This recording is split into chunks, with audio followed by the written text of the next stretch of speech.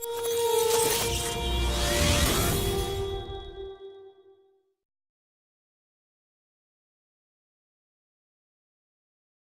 Karen, good to see you this morning. All ready to kick off TFT13 with the Oceania segment of the show. So how's life in Canberra, where I believe you are at the moment? Yes, I've been here for, it must be nearly 9 weeks now, sort of doing an assignment for a government client. It's cold. It's 3 degrees this morning outside, so I've got the heating blaring in the apartment I'm staying in, so keeping toasty. But yeah, very cold out there. Yeah, you don't move from Liverpool to Australia to experience cold, do you? It wasn't the plan.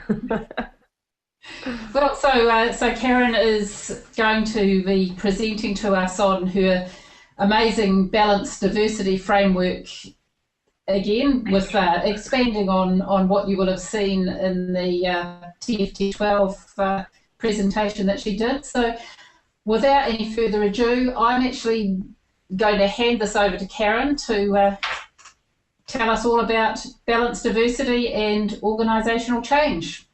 All yours, Karen. Thank you, Kirsty. So I'll just get my screen share going. Okay, just checking, Kirsty, you can see the slides? Yes, perfect. Thank you. So welcome to TFT13, very exciting. And as Kirsty said, I'm expanding on the presentation I did at TFT12. So at TFT12, I spoke about how successfully embedding change into an organisation is, one of the biggest challenges we face, whether it be change in organisational structure, process, people, geographical location, and technology, of course. I proposed the adoption of a new innovative framework called Balanced Diversity, which provides a portfolio approach to embedding change. So I'm going to very briefly reintroduce the framework for those who didn't see TFT12, and then I'm going to place it in the context of an organisational change methodology so that you can ensure the right practices are selected from the framework for the change in hand. Since introducing balanced diversity, one of the most common questions I've been asked is how do I ensure that I select the right practices from the 59 that the framework presents me with for the change that I have at hand. I'm also going to discuss a case study where organisational change methodology and the balanced diversity framework was used to get a failing change initiative back on track. So as some of you will know, the framework's based on research done by Dr. Stephanie Birtles and her team at Simon Fraser University. Within the categories that you can see on this slide, there are actually 59 distinct practices grouped into those categories. These are a combination of formal and informal practices, and those that will build on current commitments, and those that will move the organisation further along the path to change. As mentioned, for details of the framework and how it's being created and structured, I recommend viewing the TFT12 presentation. That will give you the background that you'll need. But the key to the use of the framework is to select a balance of practices from each of the 4 quadrants that you can see there. So for your change, you need to draw on practices from each of the 4 quadrants in order to embed the change successfully into the organisation. This is similar to the need to consume food from each of the 4 food groups for good health. It's a balanced approach, using a wide and diverse range of practices that will achieve successful organisational change. So therefore, those working to embed change into your organisation need a portfolio of practices at your disposal. The approach can be used for strategic, tactical and operational change. It can be used for small, medium and large changes of varying complexity and priority and will suit any organisation. So you can see here, you may not be able to read it, but there are resources that will expand this slide for you. Just let me know if you want them. There are 59 practices now spread across the categories. And the reason I find that most changes fail is there's not a balance selected from each of the 4 quadrants. In IT, for example, without exception, when we've examined the changes or the practices people are using to embed change, they're generally from the top right-hand quadrant. These are formal activities or formal practices to deliver on current commitments.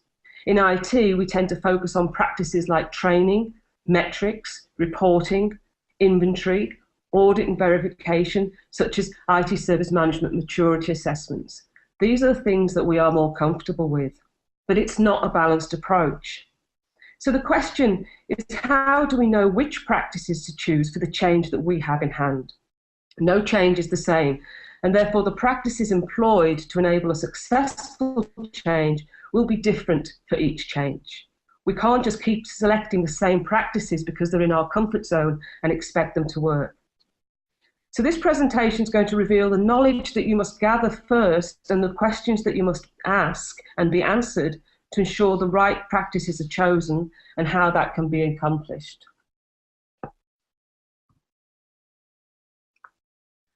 So the Balanced Diversity Framework is a tool for use by any organisational change agents, anyone trying to embed change in their organisation.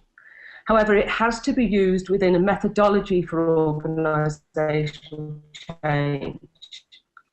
If you haven't done the pre-work before using the framework, then the framework alone may not achieve the outcomes that you desire or to the degree that you desire. At Mercantor, we use a methodology that we've called DARE. It's based on organisational change frameworks and best practice such as ProSci and ADCAR and AIM. But it doesn't matter which organisational change methodology you use. It may be a proprietary one or one you've developed in your organisation. The importance is that one is used. So let me describe the approach and how balanced diversity fits into organisational change management. So in most organisational change management methodologies, there's 4 stages or something similar to this. This is the DARE methodology. And I'll explore these in more detail in a moment, but just to give you an overview. Firstly, you need to discover what you don't know. You need to understand the current state. For example, is there a common understanding of the change in hand across the organisation? And what is the state of readiness of the organisation for change? Assemble is putting in place the missing pieces that you've just discovered. For example, building the sponsorship structure, building the communication strategy, and building the sponsorship roadmap. Realise is the stage where, based on now what you know, you can determine the right practices to choose from the Balanced Diversity Framework to embed the change. And finally, embed, this is the reinforcement stage, where you keep checking in, checking back, and making sure that the change is being adopted as was planned. This is where you will apply reinforcement strategies where adoption of the change is not being achieved.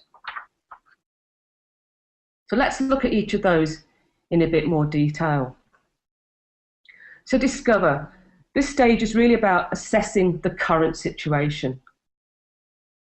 Understanding the change. We need to understand the characteristics of the change. As I've said, each change is different. We need to understand the size of the change, the risk, the people that are impacted, the type of impact it's going to have on them, the degree of change, and the type of change we're undertaking. So this scoping exercise informs the change management strategy. So for example, how many practices will I need to use from the Balanced Diversity Framework? How many people will I need to assist with organisational change management? And what sort of resistance am I likely to experience? We also need to understand the organisation. We need to understand its value system and culture. How resistant or adaptable to change is the organisation going to be? What's the baggage in regards to past changes? And this is a key one. Have past changes failed, so people are going to buy into this one? Or have they failed and they're not going to buy into this one? Or have they been successful? How much more change is going on at the current time? So can the organisation absorb more change? Has it got the capacity for more change? What's middle management's predisposition to the change? Are they leaders that are going to be able to lead their people through the transition, or are they weak and not able to lead their teams? This is also important because these people are going to be crucial to the success of the change. So Discover now enables the creation of change management strategy. It allows you to define who will be needed on the change management team. It's going to help define your sponsorship model, and it allows assessments of risks and identification of potential obstacles and when reinforcement will be needed. Assemble. This is about putting the pieces into play that we've now discovered were missing. So we need to get a change management team together, and we need to also ensure that they have the right skills and competencies to lead the change, or they're garnered with them. So we need to provide them with that to change. We need to develop the sponsorship structure. Where does the sponsorship sit? Do we need executive sponsorship and middle management sponsorship? Is there a steering committee for this change to which the sponsor needs to report? And a lot of those questions will be governed to some degree by the size, scope, and risk of the change. So we need to address who are the sponsors and who are the stakeholders? Who are going to be the sponsors across the organisation? We often think that identifying the executive sponsor or the key or the primary sponsor is all that's needed. But sponsors are needed at every level across the organisation. You need to decide for each group that's impacted by the change, who they would best like to hear the message about the change from. It might not always be their direct team leader or manager in some cases. It's also important to remember that your executive sponsor is communicating why the organisation needs to change, how this aligns with the vision and the strategy.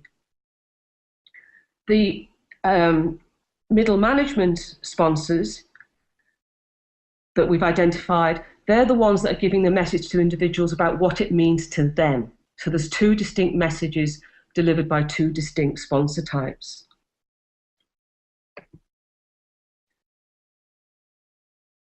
Once all sponsors and stakeholders have been identified, as with the change management team, they need to be assessed for their competency to lead the change. Where the competency has been identified as lacking, plans to train and coach the sponsors to lead their people through the transition will need to be put in place.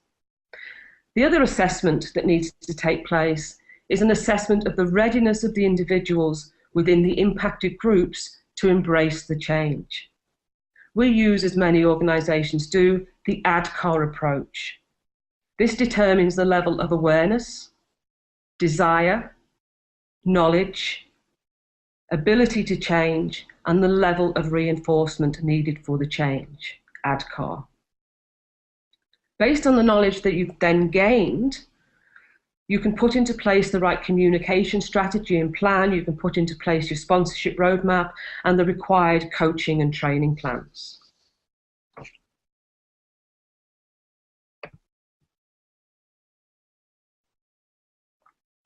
Realise. This is the stage where you execute those things, the communications plan, the training and the coaching, so you start to realise your outcomes. It's also the stage where you can choose the practices you're going to select from the balanced diversity framework to help embed the change successfully into the organisation. So, for example, if you've discovered that people do not have awareness or desire for the change through using ADCAR, some of the practices you choose to address those things may be to tell stories to build that awareness. Maybe integrating change with the organisation's mission, vision and values to show the importance of the change. It may be reflecting on past changes to talk about what went wrong, to overcome that baggage and that history. And we may use practices such as ask and listen to get more feedback to understand why there isn't awareness or there isn't desire to change. If people do have awareness and desire to change, then those practices might not be appropriate. And we may change other practices. If people do have awareness and desire, we may use practices such as promoting people, creating new roles to support the change, benchmarking and assigning champions of those that are really brought into the change and can help others through the transition. So we can see from having the discover and assemble, it now informs us about which are the right practices to choose. Often we can be choosing the ones that we're comfortable with, which may not be suitable for this change. And I'll go into this in more detail in the case study. The final stage of the methodology is embed. This is where you reinforce the change. This involves collecting and analysing feedback from everybody impacted by the change, identifying the gaps, and putting in place strategies to manage the areas of resistance that may have been identified. We can then implement corrective action and, importantly, celebrate the successes. You can again use the ADKAR framework or approach to determine if reinforcement's needed, and also look then back to the practices from the Balanced Diversity Framework to address the needs of the impacted group where reinforcement is required.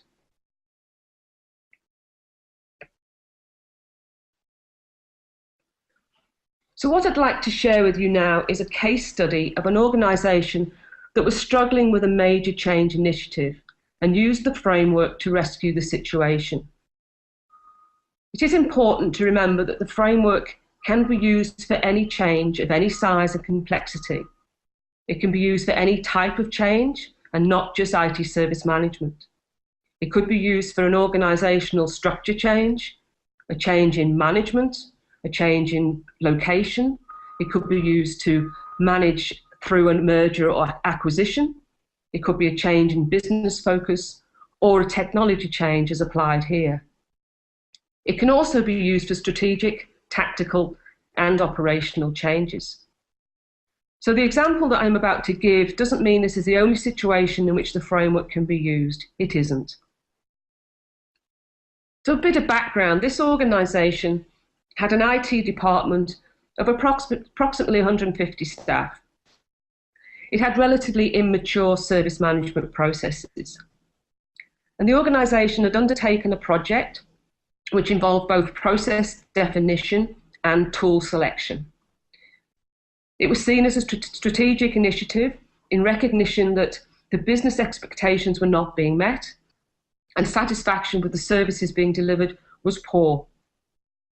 The long-term aim was to establish processes such as service portfolio management and service catalogue management, a comprehensive configuration management system, capacity and availability management, and improved release and deployment.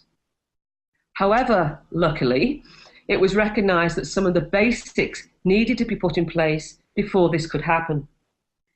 And therefore, the initial focus was maturing the existing incident management process to enable effective problem management, then in turn establishing problem management and extending change management to become a whole of life cycle process.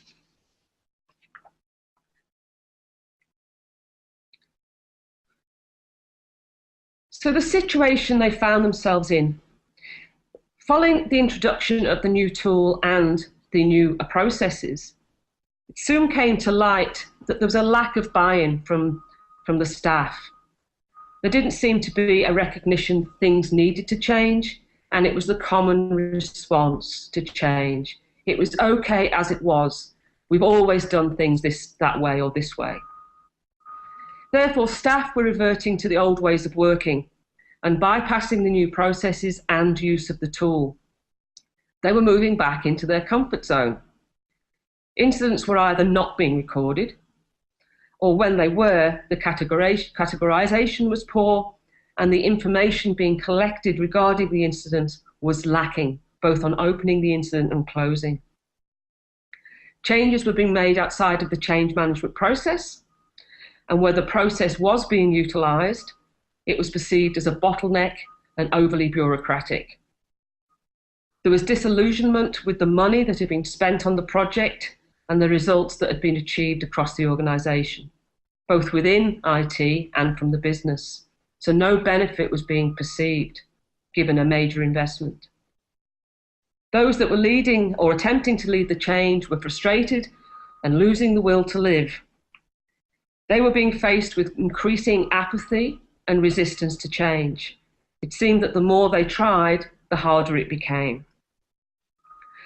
There were pockets of IT that understood the need for change, but they were isolated and swimming against the tide of increasing negativity from their colleagues and peers. Blame was often being placed on the technology and the selection of the service management solution. It's easier to blame the tool than lack of preparation. So the organisation looked to balanced diversity to help with the problem, but they did it in the context of organisational change management framework.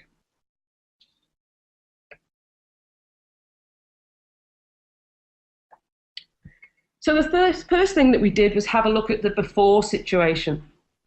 We looked at which practices had been employed by the organisation in an attempt to introduce the change. The results were common to what we'd find in many organisations, especially IT, as already mentioned. Most efforts were being allocated to the practices in the upper right-hand quadrant, the formal practices that deliver on current commitments. So the quadrant is called clarifying expectations. So this included training, for example. So staff had been subject to ITIL Foundation training, and various levels of training had been delivered to staff in the use of the new toolset. Goals had been set in regards to process improvement, and KPIs had been established. These had been accompanied by metrics to measure progress towards the goals, and a reporting regime was in place to report on progress towards the goals. Verify as a practice had been employed, and an external party had been engaged to undertake a maturity assessment. The practice of create new roles had been partially utilised in that existing roles had been expanded to incorporate additional responsibilities for process, but this had been done relatively informally. In the top left-hand quadrant, it was felt that the practice of allocate resources had been partially used because there had been investment in tools and training, but little beyond that. And in the bottom of the framework, two other practices had been partially engaged. They'd been dabbled with. Seek external help was identified as one used because external consultants had come in and conducted the maturity assessment, but it was felt that more external help could have been leveraged. And SCAN was put into use as some effort had been put into seeking sources of external information, such as access to industry newsletters, forums, websites, etc. But it was recognised that this was not done on a regular basis or habitual basis, and there were not the systems or processes in place to make this part of business as usual activities. There was nothing in place to support cross-organisational collaboration and sharing of information. So as we can see, it was not a balanced approach, which is most important.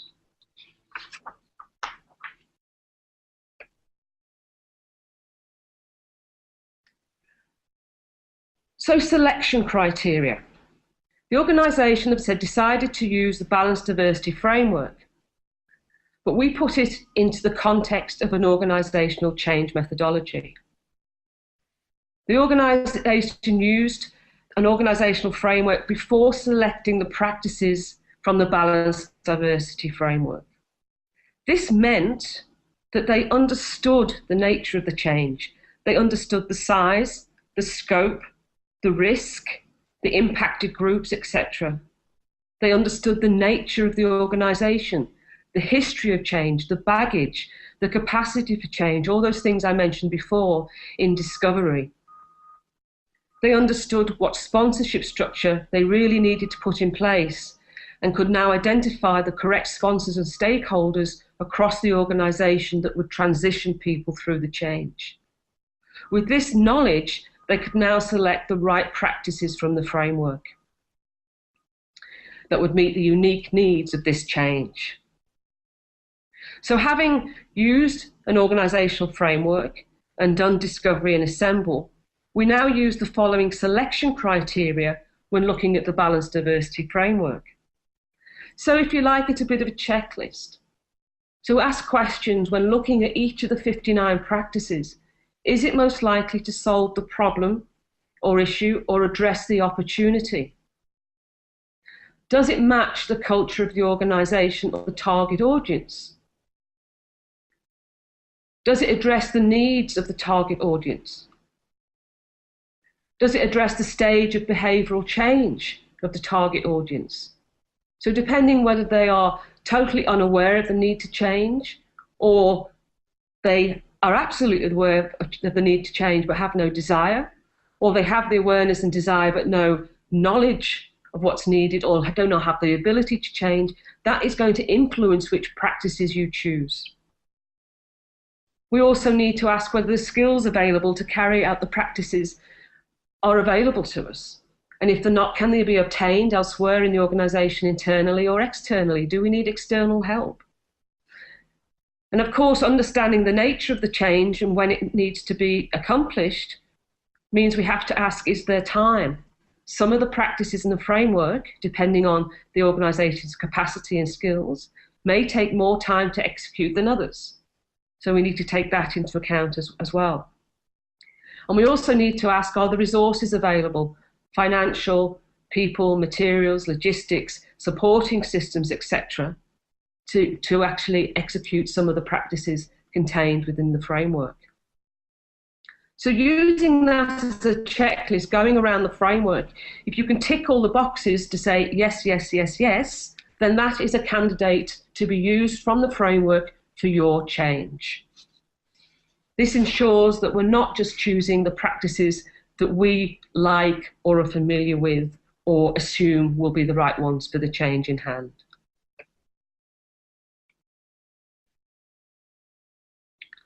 So the framework is now used to select practices that would make sure this change was a success. So the team scanned across each of the 4 quadrants and selected a diversified subset of practices best suited to implement and embed this change into the organisation. They ensured they selected the practices, as I say, from each four quadrants, and each was subject to the selection criteria I've just talked about. Each of them was informed by the knowledge garnered from the discover and assemble stages of the DARE methodology. It wasn't about throwing out all of the practices previously employed, but building on some and reallocating resources to others. So as you can see here, there's now a balance of practices in the new approach. Now remember, it doesn't have to be a perfect balance. You don't have to have 4 practices from each quadrant or 5 from each quadrant. But it needs to be far more of a balance than we saw on the before slide, where there was the most of the practices were in clarifying expectations. So here we can see we've got 4 practices from clarifying expectations and 3 in each of the other quadrants. But there's the balance of diverse practices that's now required. Now, I don't have time this morning to go through why each of those practices was chosen in detail or discuss the rationale that led to them. But basically, we used that checklist and these practices ticked all the boxes based on where people were on the journey, the type of change, the size of change, history, capacity, etc. But I will talk about the practices that were chosen.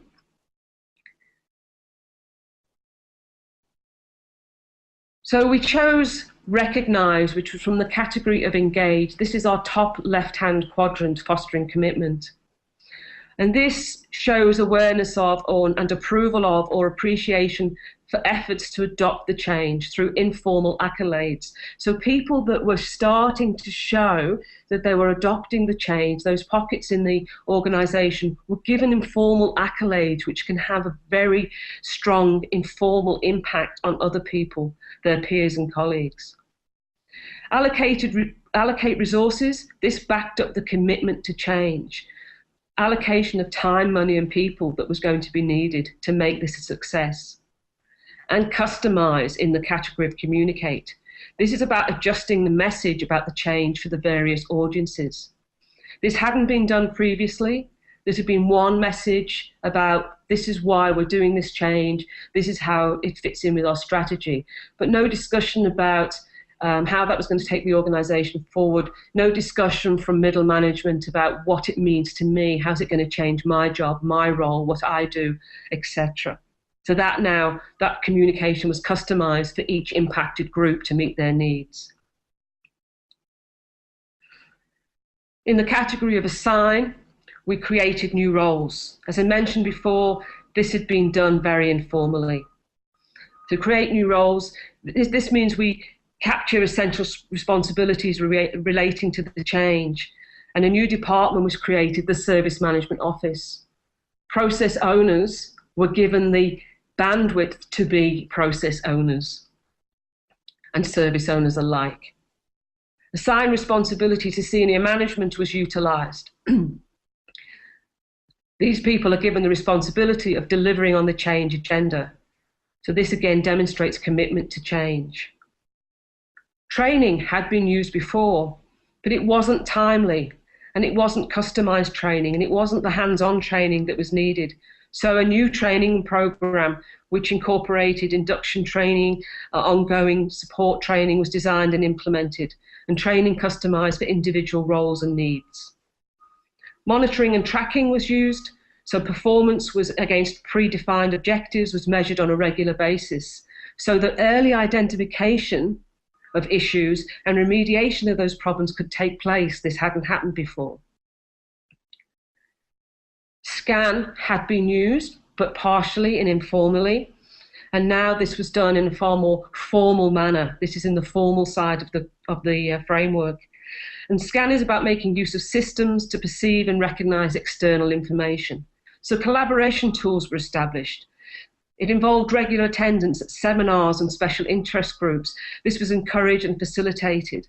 Subscription to IT service management publications was established.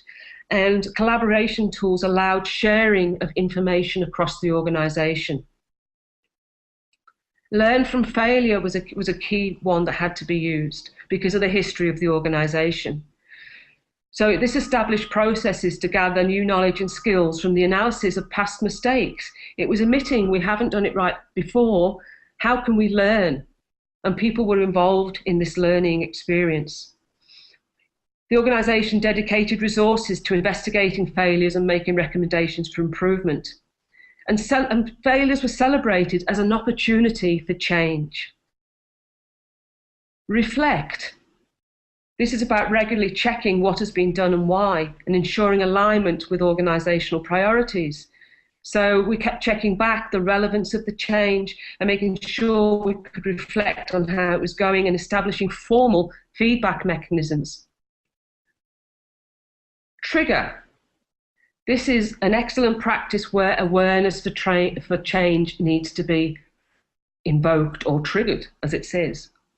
So it creates events that disrupt the status quo and generates an understanding of the need for change. It demonstrates the risk to people of not changing and the risk of staying the way it is today. So it's answering that we don't need to change question. This organisation used IT service management simulations that were attended by both IT and the business and created that aha moment as they went through the rounds in the simulation game. They realised that they needed to change. Champions were identified and teams organised, the guiding coalition that Cotter talks about. So this was a combination of leaders and managers and staff. And finally, they used ask, which is about inviting. Proactively seeking opinions and ideas about how to grapple with any issues arising through the change. Encouraging dialogue and questions, encouraging that feedback. So they created staff meetings and channels for open engagement. So people were engaged throughout the change journey. So the overall programme was run as a project with clear allocations of responsibilities, timeframes, milestones, resource and cost allocation, and the associated measurement and reporting regime. So what were the results? The results of using the amended or newly adopted practices was that there was a recognition of the need to change. They created that awareness and desire. Desired behaviours became modelled by others as a result of the recognition of those that were adopting the change, and recognition that early adopters were being rewarded for adopting the change. Staff felt more involved in the change process. They were being invited to ask questions, and they were involved in learning from past failures, which we talked about. The communication was targeted and customised, so the messages being received were understood by the impacted parties. Management demonstrated the commitment to change by allocating the required resources and assigning responsibility to senior leadership. The creation of dedicated roles and the creation of the Service Management Office also demonstrated this commitment to this change. There was an increased capability of staff to take on the change through customised and directed training programs that was done in a timely fashion. And the goals and objectives that had been set around the introduction of the tool and the adoption of new and improved processes were met. And this provided the foundation for the next stage of their continual improvement programme. So in summary, you can use the framework for all types of changes: strategic, tactical, operation, of all size, complexity, priority and risk. You can apply it to IT service management, as in this case study, but you can also use it anywhere else in the organisation too. But use it within a change management methodology. One of the things that inspired me to put this presentation together was having presented at various conferences and providing A3 posters of the framework for people to come to the stand and take away. I watched people in the hundreds come and grab the posters and walk off with them happily tucked under their arm. And the question occurred to me, what are they going to do with it? How are they going to ensure they choose the right practices? So it should be used within a change management methodology. You could use DARE like we have at Macanta. You can use a proprietary one that you may already have in use, or one that's developed within your organisation. Seek out whether you have organisational change management capability and what methodology is being used, and leverage off that. Need to ensure there's a balanced portfolio, a balance from each of the 4 quadrants to successfully embed the change, which means you're choosing a diverse set of practices. Use it for each change, because each change is different, and the practices you choose will also be different for each change. No change is the same as the last one. So because you used a set of practices for work that worked for the last change, don't expect them necessarily to work for the next one. You'll have different risks, different impacted groups. They'll be on different stage in the change journey because the change will have different impacts on the individuals. And revisit it on a regular basis. Plan, do, check, act. Make sure you're reinforcing the change going forward. So I hope that's built on the TFT13 presentation. As I've mentioned, if you need more information on how the framework was constructed in the first place and the research and thinking behind it, please seek out the TFT13 presentation, Balanced Diversity. So thank you very much for listening. I'll unshare the screen and get back to Kirsty. Well done. I mean, that's I've listened to a number of your presentations on balanced diversity now, and even when I'm listening to the same presentation for a second or third time, I've got an awful lot out of it. It's a really exciting and quite revolutionary way of getting those changes embedded in the organisation. And I mean, I have to say I'm really proud of the fact that I was there right at the start for this for the whole balanced diversity framework, editing the book when it went out through ITSMF International. It was a fantastic project from day one. And I'm really happy that we've managed to put this one in as the first cab off the rank, because people are going to listen to all of the next 24 hours, the next 23 hours, lots of presentations with lots of new ideas about changes they can take away and embed into their organisation. And hopefully this sets the scene. Take those changes, absolutely grab them, talk to the presenters, get more information, but putting those changes in, make sure you're using, you know, an organisational change methodology or some organisational change management and the framework to successfully embed those changes. Yeah, what I really just like, so much harder if you don't. Yeah, what I really like about your balanced diversity is you can just pick it up and wrap it around any other change and you know, the process, whatever process you're using, whatever framework you're using, balanced diversity just seems to wrap around and make any other framework stronger. No, that's right. That's right. And I think the service management, the IT service management industry have picked it up and embraced it because it's another framework. And by our nature, we like frameworks. And I think in the past, organisational change has been seen as a bit fuzzy. You know, it's a bit touchy-feely stuff. And how do we do it? And I think one of the things I liked when I found the framework was most of the guidance out there you know, tells us what we need to do. Yes, we need to create a guiding coalition. We need to get champions. We need to create a sense of urgency and all those things like the Cotter steps. But there's very little guidance that says, well, how do I do that? Yeah. And that's when I saw the framework and its practical approach. It's the how that supports the what that other guidance tells us. So do you know, Karen, this was all research done in Canada, wasn't it, that you picked the balanced diversity up from? Do you know if anyone else has picked up any of that research and run with it in other areas? Not that I'm aware that they've taken the framework to use it for other for things unlike service management. I mean, it was originally written, the research was originally done to answer the question, how do we embed sustainability successfully into organisations? So the research was sponsored by the Network for Business Sustainability, NBS, in Canada. And when I saw it, I went, this isn't anything to do with sustainability, this is embedding any change. So anyone can use it. I mean, the Balanced Diversity book was written specifically around IT service management because that's my industry. But it doesn't have to be limited to that. You know, anyone could pick it up and use it. But have I heard of you know, marketing departments or finance or anywhere else sort of using it yet? I haven't, but that's not to say it hasn't been done.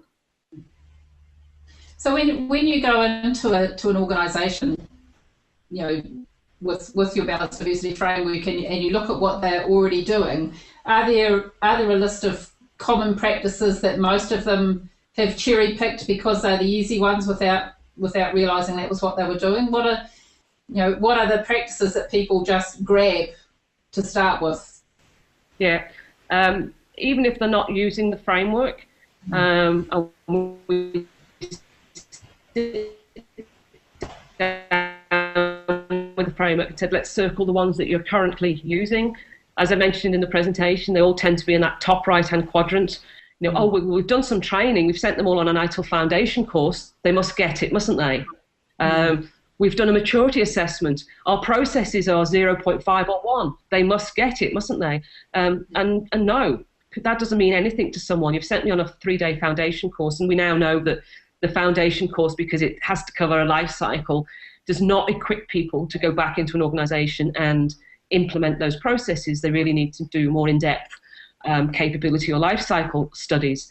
It just gives them awareness of the ITIL framework, unlike it was in V2, which, you know, there's arguments around that which we're not here to discuss. But so that doesn't equip them to implement the practices, and it doesn't necessarily give them the awareness and desire to change, which I talked about, and telling somebody that, you know, our processes are immature. Well, what does that mean to me as an individual? Why does that mean I need to change? So, yeah, training and maturity assessments, and we often do communication. But as I said again in the presentation, it's, you know, one message from an executive sponsor, which to me on the coalface means absolutely nothing. I want to know how that's going to affect me. So we need to customise communicate. But yeah, most of those practices in the top right-hand corner, formal things, metrics, we've got KPIs in place. Well, that's not going to make anyone change either. So yeah, they tend to be the common ones. Yeah, very good. Well, thanks, Karen. This has been, as always, a great presentation on balanced diversity. Now, if anyone gets a chance to see Karen at any other event talking on balanced diversity and have a chat with her afterwards, I'd certainly recommend it. She's got some amazing tactics for getting those organisational changes in place. So I guess we can sign off for the morning. Thanks, Karen, for being the first off the rank for TFT13. Well done. I think we went off fairly seamlessly. No issues to report. Excellent. So have a great day in Canberra, and we'll be back on air in around 15 minutes with April Allen. Thanks, Karen.